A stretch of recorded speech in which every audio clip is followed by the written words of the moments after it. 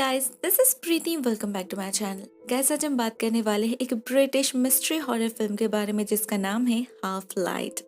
ये फिल्म 2006 में रिलीज हुई थी और इसे डायरेक्ट किया है क्रेग रोजनबर्ग ने। IMDb पर इसका रेटिंग है 6 आउट ऑफ 10 और 88% गूगल यूजर ने इसे लाइक किया है। आज की हमारी ये जो कहानी है वो रैचल के बारे में है। वो एक सक्सेसफुल नॉवेलिस्ट है। मिस्ट्री थ्रिलर जॉनरा में उसकी किताबें काफी फेमस है। उसे कई सारे अवार्ड्स भी मिल चुके हैं। तो रेपुटेशन के साथ साथ उसकी ब्रांड वैल्यू भी काफी ज्यादा है। तो अभी वो अपने बेटे थॉमस और पति ब्रायन के साथ एक खुशहाल जिंदगी जी रही है। उसका पति ब्रायन एक सक्सेसफुल एडिटर है, मगर एज अ राइटर उसे कभी रैचल जैसा सक्सेस नहीं मिला। लेकिन इस वजह से उन लोगों में कभी कोई प्रॉब्लम नहीं हुई। उनके बीच कोई भी ईगो नहीं है। थॉमस उसका अपना बेटा नहीं है, मगर फिर भी ब्रायन उसे वैसा ही ट्रीट करता है। मोस्ट इम्पोर्टेंटली, ब्रायन और रैचल एक दूसरे का सम्मान करते हैं और एक दूसरे को समझते भी है। एक हैप्पी लाइफ लीड करने के लिए और क्या चाहिए। उनका घर भी काफी सुंदर है, एक कनाल के बिल्कुल पास। उस घर में अपने फैमिली के साथ रैचल की जिंदगी बिल्कुल एक सपने की तरह गुजर रही थी, मगर एक दिन एक छोटे सी गलती की वजह से सब कुछ तबाह हो जाता है। उस दिन थॉमस बार बार उसके माँ को खेलने के लिए कह रहा था, मगर रैचल को अपनी लेटेस्ट बुक कंप्लीट करनी थी तो वो थोड़ा सा वक्त मांग लेती है। मगर उसे तो पता ही नहीं था उस चंद लम्हों के अंदर उससे उसका बेटा हमेशा हमेशा के लिए छीन लिया जाएगा। असल में उस दिन उसने गलती से कैनाल की तरफ जाने वाले गेट को खुला छोड़ दिया था। थॉमस खेलते खेलते पानी के कुछ ज्यादा ही करीब चला गया और उसी पानी में डूबकर उसकी मौत हो गई। बस यहीं पर रैचल की जिंदगी भी रुक गई। दिन गुजरा, महीना बीता, मगर रैचल कभी उस ट्रॉमा से बाहर ही नहीं निकल पाई। वो अंदर ही अंदर मर चुकी थी। इस दर्द को ना वो कंट्रोल कर पाई, ना ब्रायन के साथ शेयर कर पाई। इवन उसे डिप्रेशन की दवाई तक लेनी पड़ रही थी। ब्रायन के साथ भी उसने सारे नाते तोड़ दिए थे। बस फॉर्मल डिवोर्स होना ही बाकी रह गया था। सिर्फ पर्सनल लाइफ ही क्यों, उसकी प्रोफेशनल लाइफ भी काफी मुश्किल में थी। उसने पिछले 6 महीनों से एक वर्ड तक नहीं लिख पाई थी। इवन उसकी वो किताब अभी भी कंप्लीट नहीं हुई थी, मगर कमिटमेंट था तो पूरा तो करना ही होगा। तो रैचल कुछ दिनों के लिए एक ब्रेक लेने की सोचती है। शहर के इस हसल बसल से दूर कहीं सन्नाटे में उसकी बाकी की कहानी को खत्म करनी थी उसे। उसकी बेस्ट फ्रेंड शैरन उसे ठीक ऐसी एक जगह ढूंढ कर देती है, एक स्कॉटिश आइलैंड में एक अबैंडन्ड कॉटेज। ये जगह किसी भी राइटर के लिए बिल्कुल परफेक्ट था। ये सॉलिट्यूड, ये स्टिलनेस किसी को भी इंस्पायर कर सकती थी। इवन यहाँ पर कुछ ही दूरी पर एक लाइट हाउस भी है, तो रैचल के लिए प्रैक्टिकल एक्सपीरियंस गैदर करने की कोई भी कमी नहीं है। इनफैक्ट उसे जो चाहिए था वो सब कुछ उसे मिल चुका था, मगर फिर भी राइटर्स ब्लॉक से वो बाहर नहीं निकल पा रही थी। तो एक दिन वो घूमने निकल पड़ती है। फर्स्ट डे वो जाती है एक लोकल टाउन में। वहां पर उसकी मुलाकात होती है फिनले और मैरी नाम के कपल से और एक बहुत ही वियर्ड लेडी से, जो रैचल से अचानक कहती है उसका बेटा उसके लिए वेट कर रहा है। असल में वो लेडी एक साइकिक थी। वैसे ही रैचल अभी तक अपने आप को उस हादसे के लिए दोषी मानती है। इस कॉटेज में आने के बाद भी उसे अपना बेटा दिखाई दे रहा था। वो रियलिटी है या फिर हेलुसिनेशन, मतलब वो रियलिटी और हेलुसिनेशन को अलग ही नहीं कर पा रही थी। ऊपर से ये सब बातें उसे और ज्यादा तकलीफ दे रही थी। नेक्स्ट वो जाती है उस लाइट हाउस में। वहां उसे एक बंदा मिलता है एनगस नाम से, जो अपने आप को उस लाइट हाउस का कीपर बताता है। इनिशियली तो रैचल उसे अवॉइड करती है, मगर इस घर का अकेलापन भी उसे डिस्टर्ब कर रहा था। उसे अजीब अजीब से एक्सपीरियंसेस होने लगी थी। कभी उसे लग रहा था इस घर में और कोई है, कभी उसे थॉमस के स्लेट पर लिखा हुआ मिल रहा था don't forget to look back, तो कभी डरावने सपने आ रहे थे। कभी वो देखती है उसका अपना बेटा थॉमस उसे पानी में डुबोकर मारने की कोशिश कर रहा है, तो कभी देखती है वो उसका गला घोंट रहा है। बहुत अजीब बात है, मगर जैसे वो अपने ही बच्चे से डरने लगी थी। तो वो नेक्स्ट डे ही फिर से एंगस से मिलने जाती है। एंगस उसे वो पूरा आइलैंड घुमाकर दिखाता है, कुछ लेजेंड्स के बारे में बताता है और उस लाइट हाउस की हिस्ट्री को भी शेयर करता है। वो लोग धीरे धीरे दोस्त बनने लगे थे। तो एंगस उसे अपने पत्नी केट के बारे में भी कहता है, जो उसे छोड़कर चली गई थी। रैचल वहां गई तो थी अपने किताब के लिए इंस्पिरेशन ढूंढने, लेकिन वहां उसे उस इंसान में जैसे जीने की उम्मीद फिर से मिलने लगी थी। वो उसी लाइट हाउस पर ज्यादा से ज्यादा समय बिताने लगी थी। लेकिन जैसे ही वो घर लौटती थी, उसे फिर से थॉमस की यादें आने लगती थी। उसकी बेस्ट फ्रेंड शैरन उसे बहुत सपोर्ट करती है और उसे भी लगता है कि शायद उसे ये रिश्ता आगे ले जाना चाहिए। लेकिन सवाल ये है, इसके लिए क्या रैचल अभी तैयार है? एक दिन हम देखते हैं एंगस और रैचल बहुत खुश है। वो लोग एक साथ पिक्चर भी क्लिक करते हैं, मगर तभी रैचल को फिर से थॉमस की याद आती है और उसे लगता है वो कितनी बुरी माँ है। वो घर लौट आती है और उसे घर में फ्रिज पर मैग्नेट से लिखा हुआ मिलता है, थॉमस यहाँ पर आया था। वो खुद को और रोक नहीं पाती। पिछले कुछ दिनों से वो साइकिक लेडी बार बार उसे कह रही थी कि थॉमस उसके आसपास ही है, वो उसे छूने की कोशिश कर रहा है। तो हो सकता है ये सब कुछ उसी बातों का असर है। जो भी हो, रैचल और सहन नहीं कर पाती, ऐसे तो वो मर जाएगी। उसे एक सहारे की जरूरत है, तो वो उसी रात एंगस से मिलने जाती है और खुद को उसके हवाले कर देती है। बहुत दिनों के बाद उसे एक चैन की नींद मिली थी। इस न्यूली फाउंड हैप्पीनेस को वो खोना नहीं चाहती थी। वो दोनों डिसाइड करते हैं नेक्स्ट डे टाउन में जो पार्टी है उसमें वो लोग एक साथ जाएंगे। तो एज प्रॉमिस्ड रैचल ठीक 2 बजे वहां पर जा पहुंचती है, मगर एंगस का कोई नामो निशान नहीं था। बहुत देर तक वेट करने के बाद जब वो नहीं आता तो रैचल फिनले और मैरी से उसके बारे में पूछती है और जवाब में उसे जो पता चलता है उससे उसका होश ही उड़ जाता है। इन लोगों के मुताबिक एंगस यहाँ पर कभी आ ही नहीं सकता, क्योंकि वो तो मर चुका है, वो भी 7 साल पहले। पहले तो रैचल को लगा ये लोग मजाक कर रहे हैं, मगर इनका चेहरा वो नहीं कह रहा था। रैचल उसी वक्त लाइट हाउस में जाती है, मगर ना वहां पर एंगस था, ना उसका कोई निशान।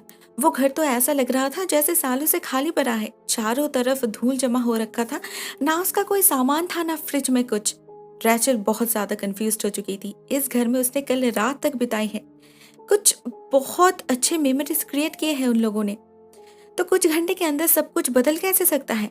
उसने नोटिस नहीं की थी, मगर फिनले भी उसके पीछे पीछे इस घर में आया था। वो कहता है आज से 7 साल पहले एंगस एक दिन अपने बीवी को एक दूसरे मर्द के साथ इंटीमेट हालत में देखा था इसी घर में। गुस्से में पागल होकर उसने उस आदमी को मार डाला और केट उन दोनों के बीच फंस गई थी। एक एक्सीडेंट में उसकी मौत हो गई। एंगस ये गम बर्दाश्त नहीं कर पाया और उसने इसी लाइट हाउस के बालकनी से कूदकर सुसाइड कर ली। उन दोनों की लाश इन्हीं लोगों ने दफनाए थे, तो वो फिर से जिंदा कैसे हो सकता है? रैचल को यह भी पता चलता है अभी वो जिस घर में रह रही है वो उसे दूसरे आदमी का घर है, जहां से वो हर रात लाइट जला के केट को सिग्नल देता था, बिल्कुल उसी तरह जैसे कुछ रातों से एंगस और रैचल कर रहे थे। फिनले रैचल को उनकी ग्रेव्स भी दिखाता है, मगर रैचल भी बिल्कुल श्योर थी ये एंगस वो एंगस नहीं है। वो फिनले को वो फोटोग्राफ दिखाने की कोशिश करती है, मगर उस कैमरा में तो कोई रील ही नहीं था। तो क्या ये सब कुछ सच में सिर्फ उसका हेलुसिनेशन था? Rachel next day local library में एंगस के बारे में ढूंढने की कोशिश करती है। उसे बस एक फोटो चाहिए थी, मगर वो उसे कहीं नहीं मिलती। गांव में बात फैलने लगी थी कि ये लड़की पागल है, मगर रैचल समझ नहीं पा रही थी क्या ये सब उसका पागलपन है या सच में एंगस की आत्मा उसे हॉन्ट कर रही है। वो शैरन को इन्फॉर्म करती है, तो शैरन उसी वक्त यहाँ पर आने के लिए रवाना हो जाती है। रैचल की हालत देखकर वो काफी डर गई थी। क्यों ना हो, रैचल बहुत ही ज्यादा रेस्टलेस फील कर रही थी। उसे तो अपने आईने में अपने रिफ्लेक्शन की जगह पे एंगस ही दिख रहा था। इसी कंफ्यूजन के बीच रात में फिर से एक ऐसा हादसा होता है जिससे रैचल को अपने आप को साबित करने का और एक मौका मिलता है। वो देखती है लाइट हाउस से कोई उसे लाइट फ्लिकर करके सिग्नल भेज रहा था। वो उसी वक्त वहां जाती है। पूरे घर में तो कहीं नहीं था कोई, मगर उसे फुटप्रिंट्स जरूर दिखती है जो ऊपर की तरफ जा रही थी।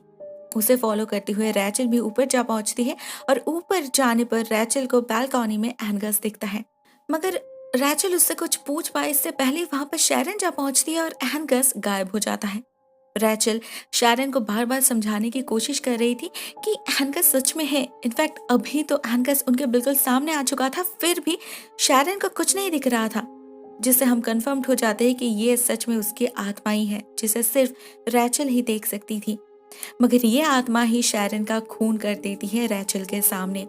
शैरन की लाश वहीं रह जाती है और रैचल भागती है फिनले को बुलाने, मगर जब तक वो लोग फिर से लाइट हाउस में जा पहुंचते हैं तब तक वो लाश भी गायब हो चुकी थी। कोई भी उसके बातों पर बिलीव नहीं कर रहे थे, मगर रैचल शैरन को लेकर बहुत टेंस थी। वो बार बार उसे कॉल कर रही थी, मगर शैरन का फोन नहीं लग रहा था। तो रैचल मजबूरन एक कॉमन फ्रेंड को कॉल करके शैरन के घर जाने के लिए कहती है। जब वो उस दोस्त का वेट कर रही थी, मतलब उसके जवाब का वेट कर रही थी, तब उसे अपने घर में फिर से थॉमस की प्रेजेंस महसूस होती है। इस बार रैचल इस चीज को सीरियसली लेती है और उस साइकिक लेडी के पास जाती है इस बारे में पता करने। उसे कहीं न कहीं उस पर भरोसा था। इस गांव में सभी उसे पागल कहते हैं, मगर ये लेडी रैचल को कहती है कि थॉमस उसे किसी चीज को लेकर वार्न करने की कोशिश कर रहा है। वो उसे आइलैंड पर वापस ना जाने की सलाह देती है, मगर रैचल का सारा सामान तो उसी घर में था, जिसे लेने के लिए उसे घर वापस जाना ही पड़ता है। और जैसे ही वो घर में एंटर करती है, हम देखते हैं उस पर कोई पीछे से हमला कर देता है, उसे बेहोश कर देता है। और ये कोई और नहीं, ब्रायन था, उसका पति, और उसके साथ ही शैरन। ये पूरा गेम इन्हीं लोगों का था। असल में थॉमस की मौत के बाद ब्रायन और रैचल के बीच जो डिस्टेंस क्रिएट हुई थी, उसी का फायदा लेकर शैरन उनके बीच आ गई थी। वैसे भी ब्रायन हमेशा से रैचल के प्रति जेलस था, मगर डिवोर्स देने से उसे उसका पैसा भी तो नहीं मिलता। $4 मिलियन कम अमाउंट तो नहीं है। इसलिए इन दोनों ने मिलकर एंगस को बनाया। एक डेड कैरेक्टर के नाम पे एक जिंदा आदमी को एंगस बना के भेज दिया, जिससे सबके नजरों में रैचल पागल बन जाए। असली एंगस तो कब का मर चुका है। ये जो आदमी था, ये असल में पैट्रिक नाम का एक बंदा था, जो पैसों के बदले में ये सब कुछ कर रहा था।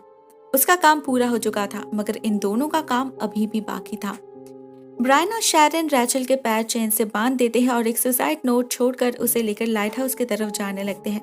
उनका प्लान था उसे मारकर उसकी मौत को सुसाइड साबित करना। वैसे भी वो पागल हो चुकी थी, ये तो सभी मानते हैं। इस हालत में सुसाइड कोई बड़ी बात नहीं है। उधर पैट्रिक को याद आता है उस कैमरा रील के बारे में जिसे उसने फेंक दिया था। उसे लगता है वो पुलिस के लिए क्लू बन सकता है, तो वो उसे छुपाने जाता है। तभी उसे उस लाइट हाउस से सिग्नल मिलता है। अंदर से गाने की आवाज आ रही थी और उसे फील होने लगता है अंदर कोई है। धीरे धीरे वो उसके सामने आता है। हम नहीं देख पाते वो कौन है या फिर क्या है, मगर पैट्रिक उसे देखकर बहुत चिल्लाने लगता है। दूसरी तरफ हमें पता चलता है बाकी सब कुछ शायद इन लोगों का प्लान था, मगर थॉमस को लेकर कोई भी एक्टिविटी इन लोगों ने परफॉर्म नहीं किया था। मतलब वो सब कुछ रियल था। मतलब ये साइकिक लेडी सच में थॉमस के स्पिरिट को देख सकती थी। उसे शैरन को लेकर बहुत टेंशन हो रही थी, तो वो फिनलो को इन्फॉर्म करती है और उसके साथ ही उस लाइट हाउस की तरफ जाने लगती है रैचल को बचाने, क्योंकि सच में रैचल को मदद की जरूरत थी। इतने दिनों से उसके पीठ पीछे होने वाली इसी कॉन्स्पिरेसी के बारे में ही तो थॉमस उसे वार्न करने की कोशिश कर रहा था, जो वो कभी समझ ही नहीं पाई। लेकिन अभी बहुत लेट हो चुका था। ब्रायन उसे पानी में फेंक चुका था। उसके पैर चेन से बंधे थे, इसीलिए वो स्विम तक नहीं कर पा रही थी। मगर ठीक उसी समय थॉमस की स्पिरिट हेल्प करती है उसे चाबी देकर। रैचल बिल्कुल ठीक समय उस चाबी से खुद को आजाद कर लेती है, नहीं तो उसकी जान तक जा सकती थी। दूसरी तरफ हमें पता चलता है ब्रायन और शैरन को भी लाइट हाउस से लाइट फ्लिकर करते हुए दिखी थी। उन्हें लगता है ये जरूर पैट्रिक का काम है। वो उसे ब्लैकमेल करने की कोशिश कर रहा है, ज्यादा पैसों के लालच में। लाइट हाउस के अंदर जाने पर उन्हें सच में पैट्रिक ही मिलता है, मगर उसका बॉडी लैंग्वेज बदल चुका था, आवाज भी। वो अपने आप को एंगस कह रहा था और ब्रायन पर हमला भी वो कर देता है। उसकी मौत तो हो जाती है और उनके बीच फंसकर शैरन की भी, बिल्कुल केट की तरह। रैचल तब तक पानी से निकलकर लाइट हाउस के अंदर जा चुकी थी और पैट्रिक को देखकर वो बहुत ही ज्यादा डर जाती है। मगर ये असल में एंगस था जिसने पैट्रिक को पोजेस किया था। वो एक सच्चा प्रेमी था जिसे चीटिंग पसंद नहीं थी, इसीलिए उसने अपने वाइफ के प्रेमी का भी खून किया था। मगर फिर भी उसके आत्मा को मुक्ति नहीं मिली। इस शहर के लोगों को, सेलर्स को बार बार उसकी आत्मा दिखी थी इस लाइट हाउस के आसपास, इसीलिए वहां कोई नहीं जाता था। और आज इसी स्पिरिट ने और एक बिट्रियल का बदला लिया था। अभी बचा था तो सिर्फ पैट्रिक, लेकिन एंगस उसे भी नहीं छोड़ता। वो ठीक उसी तरह से बालकनी से छलांग लगाता है और उसकी भी मौत हो जाती है। जब तक फिनले जा पहुंचता है तब उसे फिर से 3 लाश मिलती है। पुलिस इन्वेस्टिगेशन शुरू होती है। विक्टिम और मेन आई विटनेस तो रैचल ही थी, मगर उसने जो देखा था, असल में जो हुआ था, वो हार्डली बिलीवेबल था। इसीलिए फिनले, जो खुद एक पुलिस वाला है, वो गवाही देता है कि ब्रायन, पैट्रिक और शैरन मिलकर रैचल का खून करने का प्लान बनाए थे, मगर एट लास्ट एक दूसरे को ही बिट्रे करने की कोशिश की और एक दूसरे को ही मार डाले। इसीलिए रैचल पूरी तरीके से सेफ हो गई, नहीं तो अभी तक वो किसी गॉसिप मैगजीन की हेडलाइन बन चुकी होती। वो लंदन लौट आती है और उस साइकिक लेडी ने उसे जो सजेशन दी थी उसी तरीके से जिंदगी जीने की कोशिश करती है, क्योंकि अभी उसे पता है उसका बेटा थॉमस उसे दुखी देखना नहीं चाहता, बल्कि उसे खुश देखना चाहता है। तो वो खुश ही रहेगी। एटलीस्ट थॉमस के उन यादों के सहारे बाकी जिंदगी को खुशी से जीने की कोशिश तो कर सकती है वो। गाइस, ये कहानी यहीं पर एंड हो जाती है। Personally I liked this. जो प्रॉमिस किया गया था कि ये कहानी एक मिस्ट्री थ्रिलर है, वो सब कुछ एलिमेंट्स इस फिल्म में मौजूद है। बिल्कुल अपने टाइटल की तरह ये कहानी भी आधे अधूरे रोशनी में सच और झूठ का एक खेल है, जहाँ पर रियलिटी को धुंधली करने की कोशिश की गई थी, बट फॉर्चुनेटली फाइनली ऐसा नहीं हुआ। आखिरकार सच्चाई की जीत हो ही गई। तो आज के लिए बस इतना ही दोस्तों। Thank you so much for watching this. Take care. Tata.